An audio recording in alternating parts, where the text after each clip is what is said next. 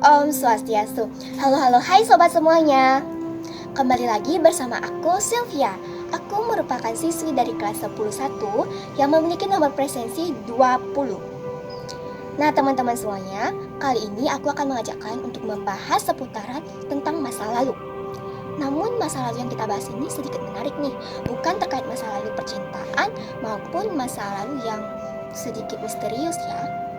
Teman-teman semuanya, aku ingin mengajak kalian untuk membayangkan. Bayangkan deh, di tepi laut utara Sumatera, ternyata ada sebuah kerajaan yang berdiri megah. Kerajaan yang berdiri megah dan kokoh yang membuat para pedagang dari India, kemudian pedagang dari Arab dan juga Tiongkok saling berkumpul untuk bertukar rempah, kemudian emas dan juga cerita nih. Teman-teman semuanya, kerajaan tersebut merupakan kerajaan Samudra Pasai.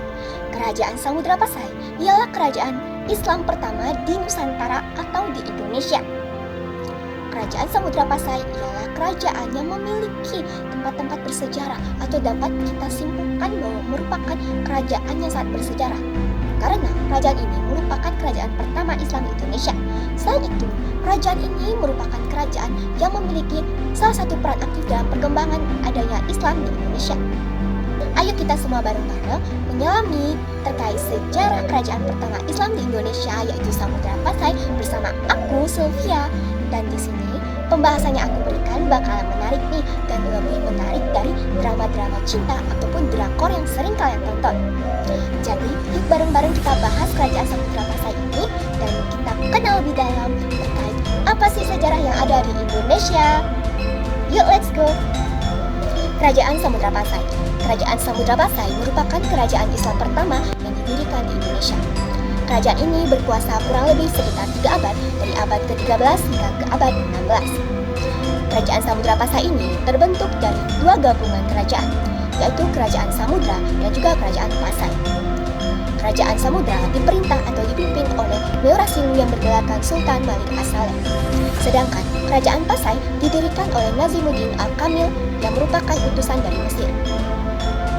Kerajaan Samudra Pasai secara resmi didirikan pada tahun 1267 Masehi, yang dimana raja pertamanya ialah Sultan Malik As-Saleh yang menjadikan kerajaan tersebut sebagai pusat keagamaan. Serta pada masa itu juga terdapat seorang penjelajah dari Venesia, Italia bersama dengan rombongan Ratu Tiongkok yang bernamakan Marco Polo. Seorang penjelajah tersebut datang atau mampir ke kerajaan ini. Nah, sepeninggalan dari Sultan Malik As-Saleh, kekuasaan kerajaan ini diteruskan kepada Sultan Muhammad yang bergelar Malik Az-Zahir. Lalu diteruskan lagi kepada Sultan Ahmad yang bergelarkan Sultan Mahmud Malik Az-Zahir. Yang dimana pada pemerintahan atau masa Sultan Ahmad ini, kerajaan Samudra Pasai mencapai tingkat puncak kejayaannya dan juga memiliki perkembangan yang sangat begitu pesat. Lalu teman-teman semuanya, pada masa itu kerajaan Samudra Pasai telah memiliki alat transaksi berupa koin emas yang disebut sebagai dirham. Lalu pada tahun 1345, ternyata ada seorang penjelajah terkenal yang datang ke kerajaan Samudra Pasai yang berasal dari Maroko. Penjelajah tersebut ialah Ibnu Battuta.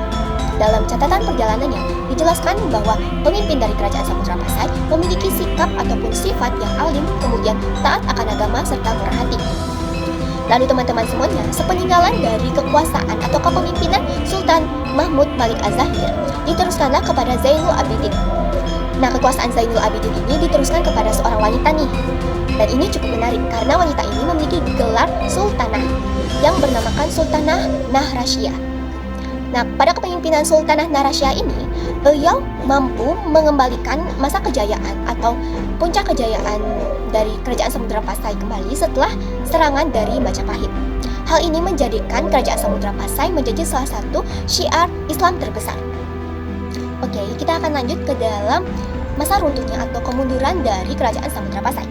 Kerajaan Samudra Pasai ini ternyata mengalami kemunduran atau keruntuhan akibat adanya beberapa faktor, yaitu yang pertama ada faktor konflik keluarga, kemudian yang kedua ada faktor adanya serangan dari wilayah Portugis, serta yang terakhir adanya dominasi keunggulan ataupun dominasi ekonomi oleh Kesultanan Malaka, sehingga membuat kerajaan Samudra Pasai ini mengalami kemunduran teman-teman semuanya.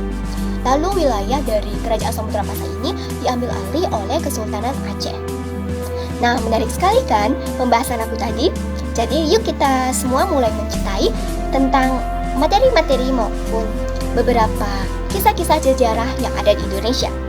Kita dapat mengetahui banyaknya peninggalan-peninggalan dan juga beberapa ilmu yang dapat kita gunakan ataupun dapat kita berikan kepada teman-teman kita lainnya, teman-teman. Jadi, sampai jumpa lagi di video aku selanjutnya. See you next time teman-teman semuanya. Bye-bye.